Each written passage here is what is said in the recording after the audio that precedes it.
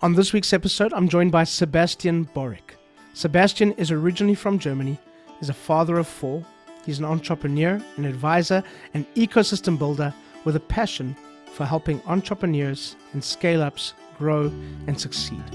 And for the last year and a half, Sebastian, along with his wife and his young family, have been living right here in Portugal. We discuss, amongst other things, the journey for him and his family of transitioning from Germany to Portugal as their permanent home, what Sebastian thinks are some of the important things when adjusting and adapting to another country and another culture.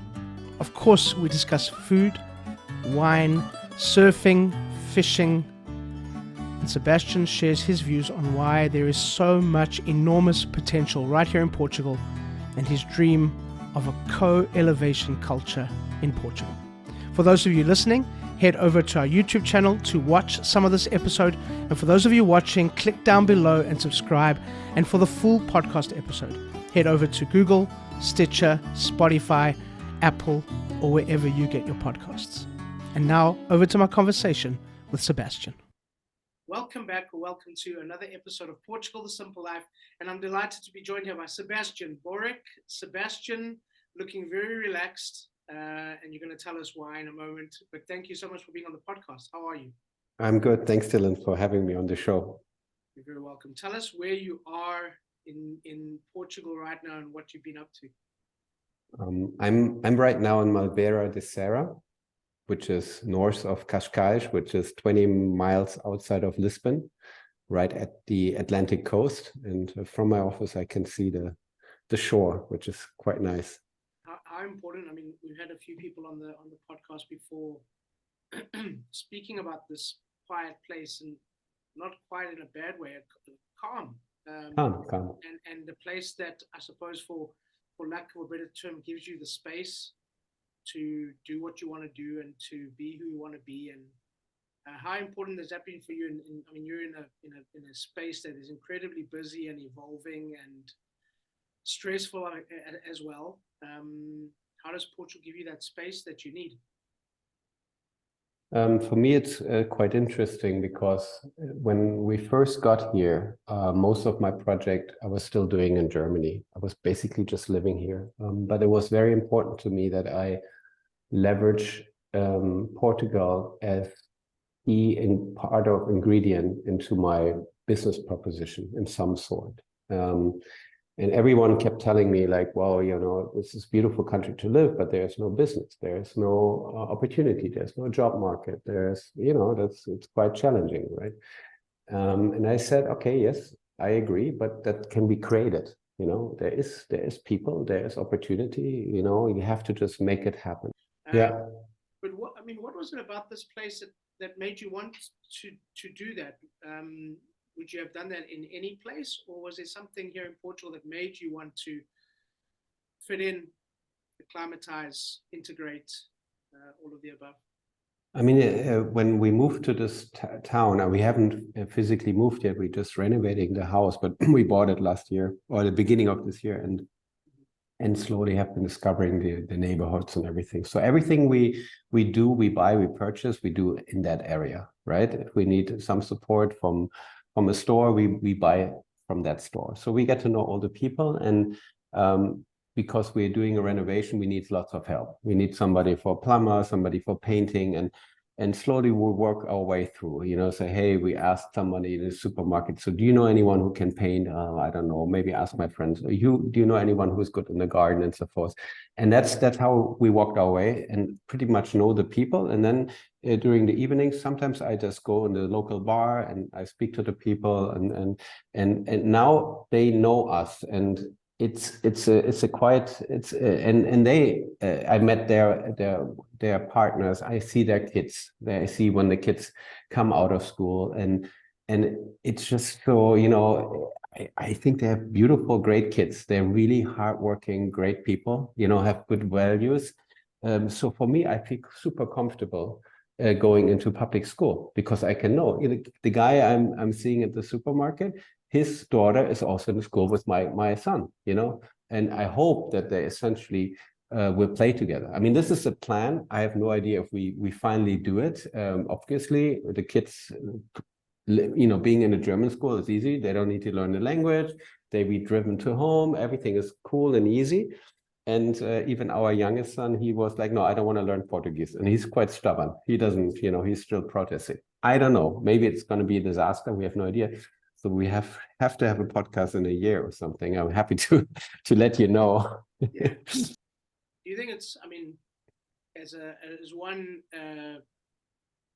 dad to another dad and someone that works and wants to give their family the best life, but also enjoy the simple life? You think it's possible, a simple life while working, because I've just met a lot of men and old school businessmen and Portuguese, some very wealthy Portuguese men along the way, and they do have this way that they live and manage their lives that are looking go, yeah, you've just got it, you've just got it right. It's like they've been doing this forever. And coming from a background similar to the background that I was in South Africa, where just you running all the time for what? And you can still do that. You can still run. You can still work hard. You can still provide for your family, but you can still enjoy the simple life. Do you think it's doable here? Do you think it's possible? Yeah, I mean, striving for? I try to. It's possible. You need to be disciplined and you have a good routine and well-structured day. I mean, it's, for example, if you wake up early, you can go to the sunrise on the beach. Let's say if you have a dog, you take a walk. If you're not, you just walk by, you do some running. Then by 6:30, you have done some of the beauty you came here for. Is already in your body, in your mind. So you can have a breakfast with your kids, drive them to school, and then keep working. And in the evening, you see friends and go some hiking or barbecue on the beach. Yesterday, in fact, it's so funny. We went to a restaurant or like had some pizza, and the guy said, "Hey, there's a DJ on the beach in the sunset. Come, they do a rave there." I'm like, rave? I can. So we brought all the kids, and we heard the beach and lots of people, dancing on the beach in the middle of nowhere and just enjoying the sunset. It was so amazing. So we looked at each other's eyes and said, wow, that's what we came here for. This, so just we spent there 30 minutes, but it really closes the day. But then there's a reality. So I think you have the opportunity to do this, but you need to integrate it. You have opportunities to blend out, go take in those kind of experience and then go back in and work. I think you have a more opportunity to balance both things, but you need to be super organized and very disciplined to do so. But I mean, how has it been? I know, the kids, there's a transitional phase, but I mean, what do you want to say about Portugal for kids? Portugal for kids, I mean, if you talk about it's safe. I mean, we came from a super safe environment that was quite protective, but I feel that the kids are safe here. I enjoy that they go to the beach, go to the ocean, and that's a natural resource they enjoy. And I think that does something positive with their mind and their well-being. I think that's beautiful. They do not have so many. I mean, since they are in a German school, they have only German friends, and sometimes they are all over the place. It's not. They don't live in a neighborhood, which is so sad. I wish they would, meet the boy and girl next door and go on a basketball court, right? And I remember when we moved here, there was this 3 boys playing basketball, and our eldest, he was like, "Oh, ask, you want to play?" And he was too shy, And then he played a little bit. I was helping him, and then they exchanged numbers, and he forgot the number anyway. But I thought, oh, that would have been an opportunity to meet some neighbor kids, right? Yeah. You also mentioned, Sebastian, food. You love talking about food on the podcast. What do you enjoy about the food here?